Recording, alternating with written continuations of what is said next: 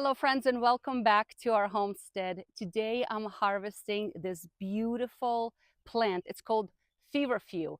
It has a Latin name. I cannot pronounce it, so therefore I will write it down for you, but I cannot pronounce it. So I'm going to be, just for safety for everyone, I'm going to call it just by the common name that everyone calls it, and it's called Feverfew. In my Russian language, it is called pizhma or девичья pizhma because it has these white little flowers that resemble a daisy. And maybe that's why it's called девичья, because девичья means a girl or a young lady flower. Okay, so this beautiful feverfew is what I'm going to be harvesting today and preserving for home remedies and for home use, because right now it is end of June, perfect time to harvest it. And I want to use it today, tomorrow, late in the fall, or even in the winter if the need comes. This is a beautiful plant.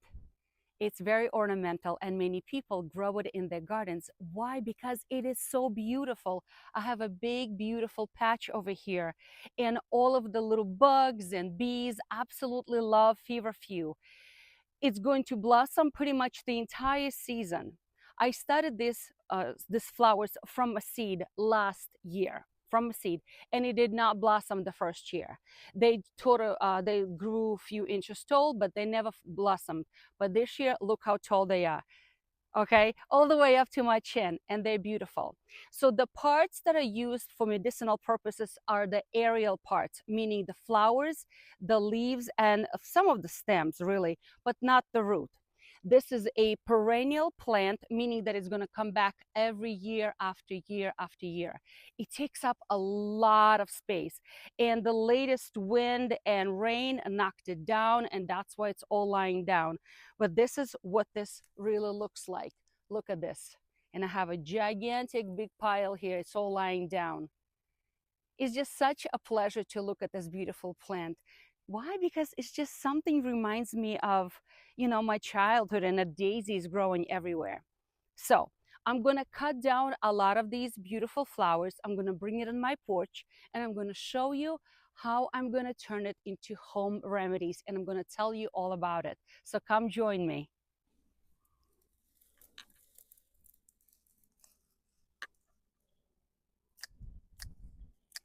These flowers can be placed in a beautiful bouquet, in a simple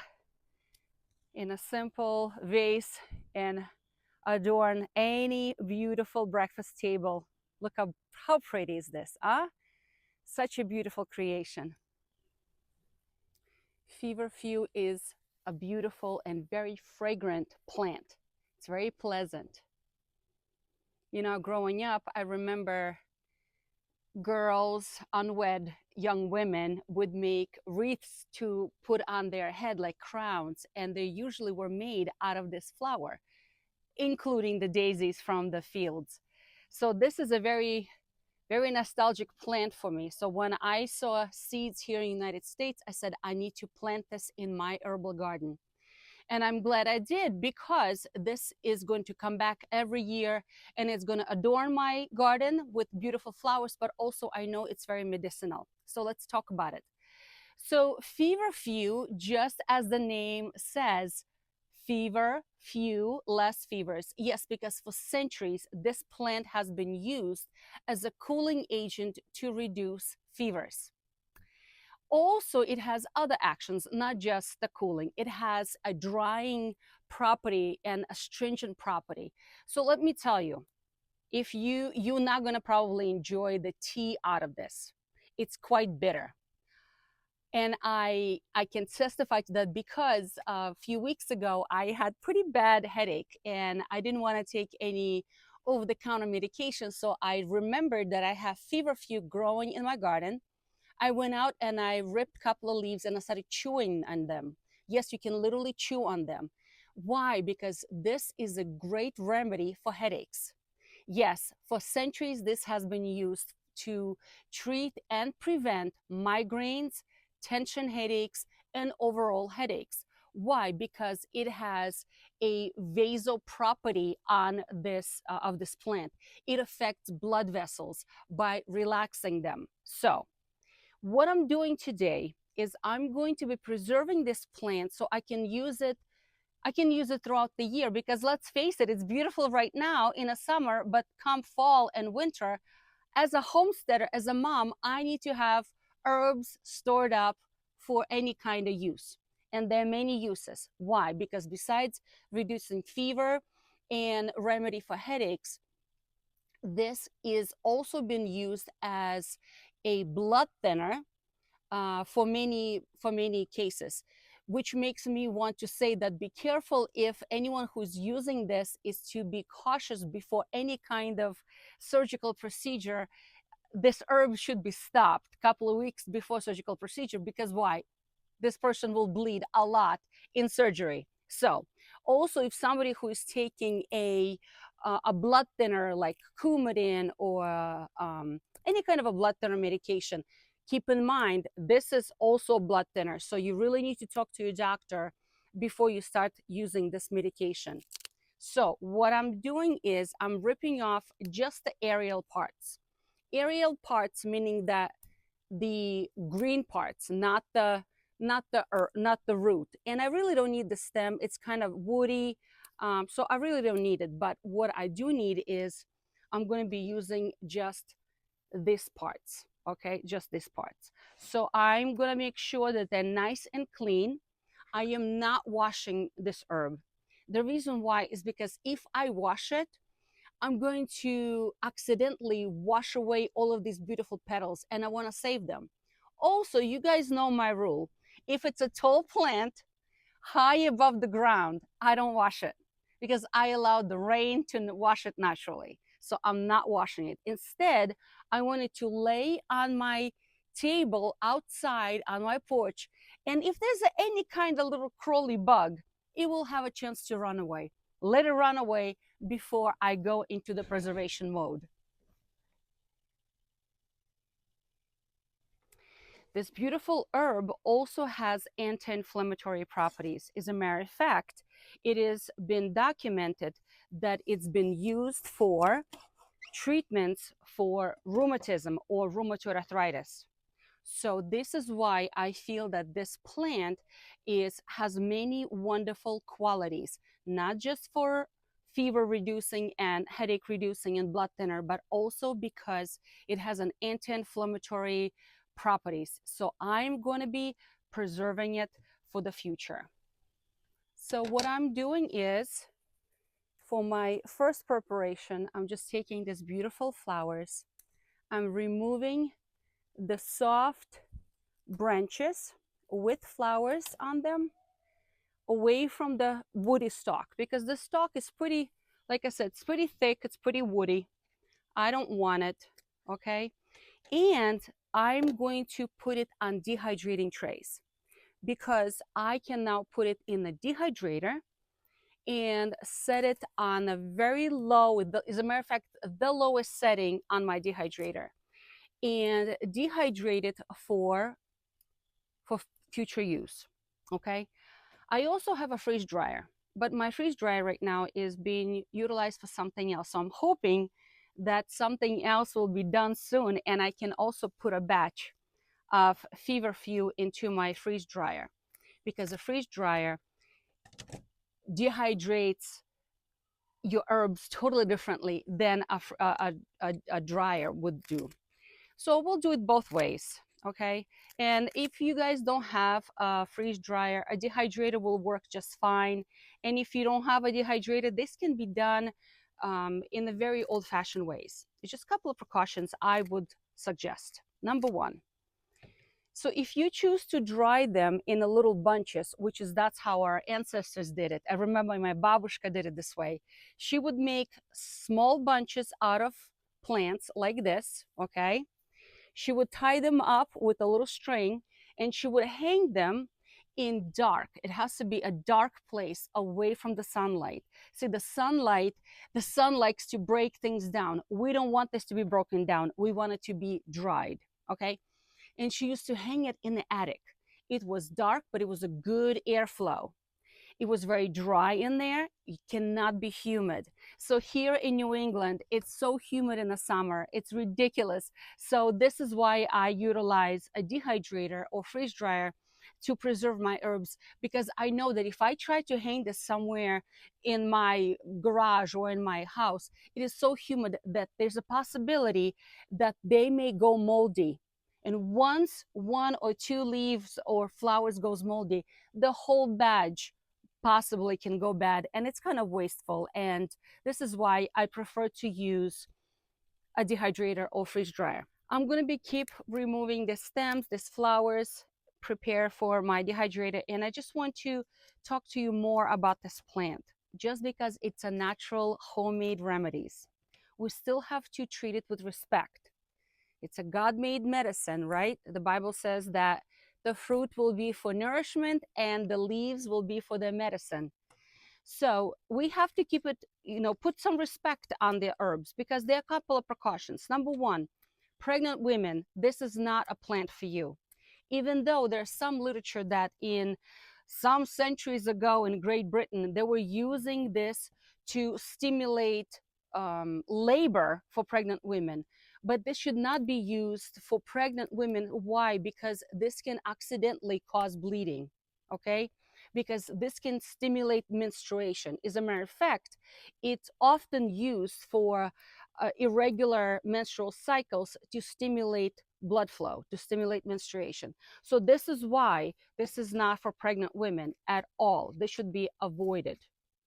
Okay. Also, if you are on any medications, prescribed medications that is to control platelet and coagulation, this plant is not for you unless you talk to your doctor. Okay. All right. I'm just telling you, this smells so wonderful in here right now. I love it. It brings back so many wonderful childhood memories.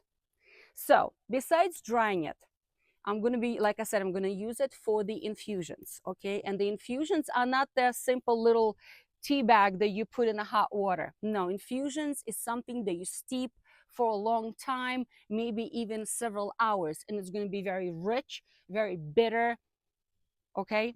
Also, this can be turned, once it's dried, it can be turned into capsules. As a matter of fact, most of the time, if you go online and you look for Feverfew medication or remedy, it's going to come as capsules. And you can dry this, pulverize it in a food processor or in a blender, and put it into your capsules. Absolutely. But you know what I was thinking the other day? I don't think our ancestors, even my grandmother, had capsules. Those things did not exist, 50, 60, 70 years ago. So what did they do? They made homemade tablets. And if you're interested to learn how to make homemade tablets, please let me know in the comments and I will make a video just about that. Because I think as any prudent mama or a homesteader, a wife who treats her family naturally at home with herbs needs to know how to make a capsule or a tablet, okay, without the capsule machine, how to do it, okay? So leave a comment and I will be happy to share that with you. So yes, I will be making these capsules and tablets for my family, because drinking this as infusion is not much fun. It's very bitter. So what else was this plant used for? As I've mentioned, it is an anti-inflammatory. So there is some herbal literature that suggests that it's been used in the past to treat abdominal pain, toothache, any kind of inflammatory process, and also ringing in the ear. It's been used to help with the ringing in the ear. Okay, this looks good. I'm going to keep working on the next tray.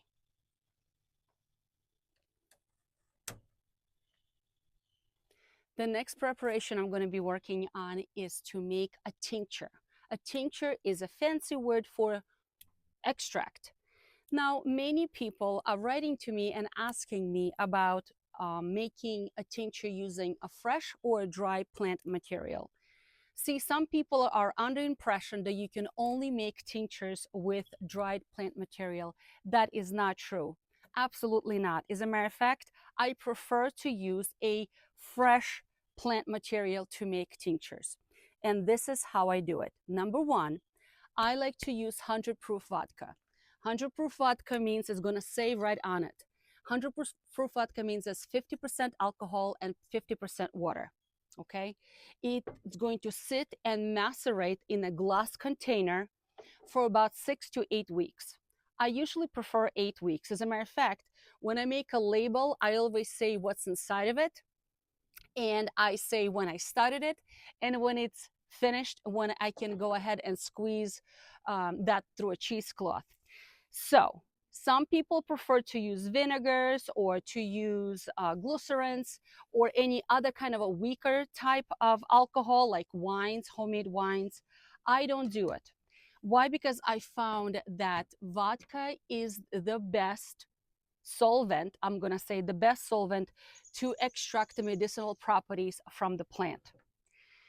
Sometimes, once in a great while, I will use Everclear. Everclear has 198 proof. That is very strong. And the only time I do it is either if I am doing a dual extraction from, say, mushrooms or from a bark, a tree bark, then, or like some seeds or roots. Propolis, for propolis, definitely for propolis, I used 198 proof, which is Everclear. But otherwise, I like to use 100 proof vodka. That is, in my opinion, in my practice, is the best for me. People ask me sometimes, well, they will say, Lilia, but what is it safe to use it for children? And I say, well, yes, it's alcohol. You have to keep in mind it's alcohol, right? You have to use your judgment. But there are a couple of things that you could do. Number one, if you made your tincture, first of all, it's used in drops. When I mean drops, I mean drops. It's going to be stored, once it's done, it's going to be stored in a dark amber bottle. And it has a dropper inside, okay? A dropper. So you literally count out drops. So for migraines, feverfew migraines, most people use about 10 to 15 drops. That's it. But I often recommend to start a little lower, 5 drops, and increase as needed. Okay. So also, if you put it in a cup of boiling tea, some of that hot water will evaporate some of that alcohol. Probably not all of it, but some of it. Okay. And then on the other note, and this is just my personal opinion, you know, we don't think about 2-3 pages of precautions that come when you pick up a prescription medication with all of the side effects and potential severe adverse reactions. We pick up that medication, we rip off those 2-3 pages, we put it in the trash without even looking at it, and we take a prescriptive medication without thinking what a severe, potentially side effects it can cause. But people write to me and they're so worried about the alcohol that's in this in this tincture. So again, you use your own judgment, but I don't worry about few drops of alcohol when I am making home remedies.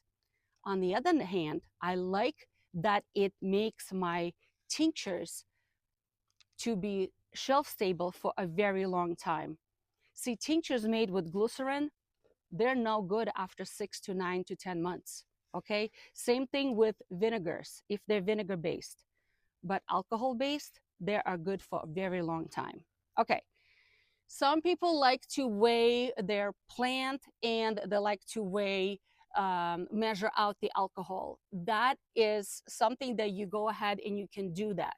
The usual ratio is for fresh plant material is 1 to 2, okay? 1 part plant and 2 parts vodka.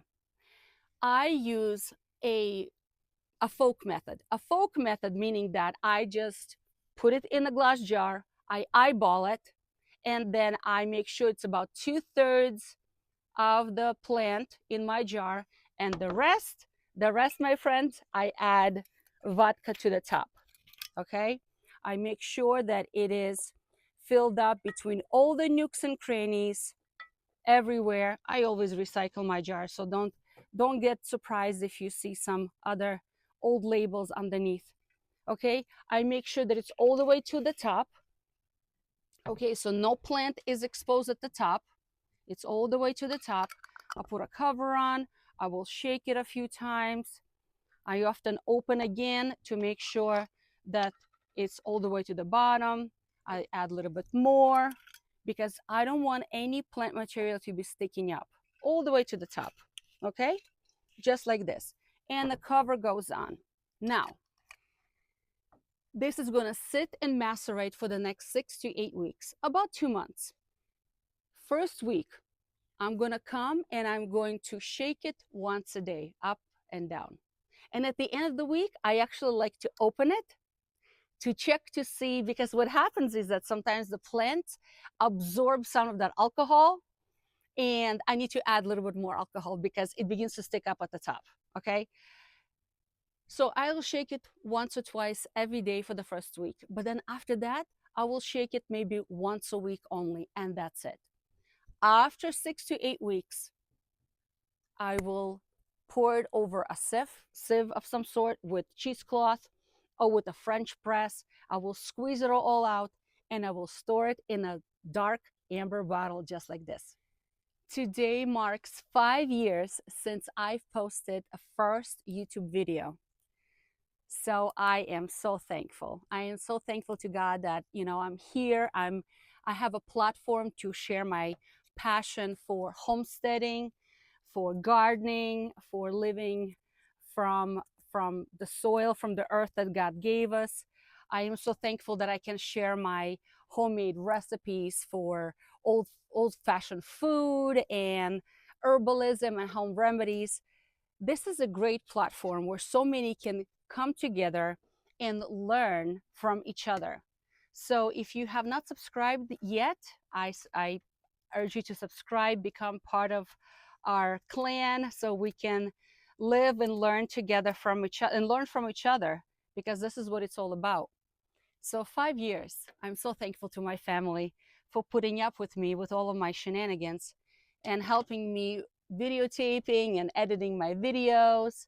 I am thankful to my friends and family. It's a wonderful date, and I cherish it every year. And today is 5 years. So happy birthday to Luli's Homestead. Okay, friends, this is my story about Feverfew, beautiful daisy family plant. I hope you are encouraged to grow it in your gardens. I hope you're encouraged to make home remedies, learn how to make tinctures, how to make infusions, how to make capsules and tablets using God-given plants for the good of our health. I hope you're encouraged to subscribe and learn more about home remedies, herbs, and just homesteading overall. Friends, homesteading and herbalism go hand in hand. And very often we rely on what we grow to treat our families during common illnesses. On this note, friends, I hope you are encouraged and try something new.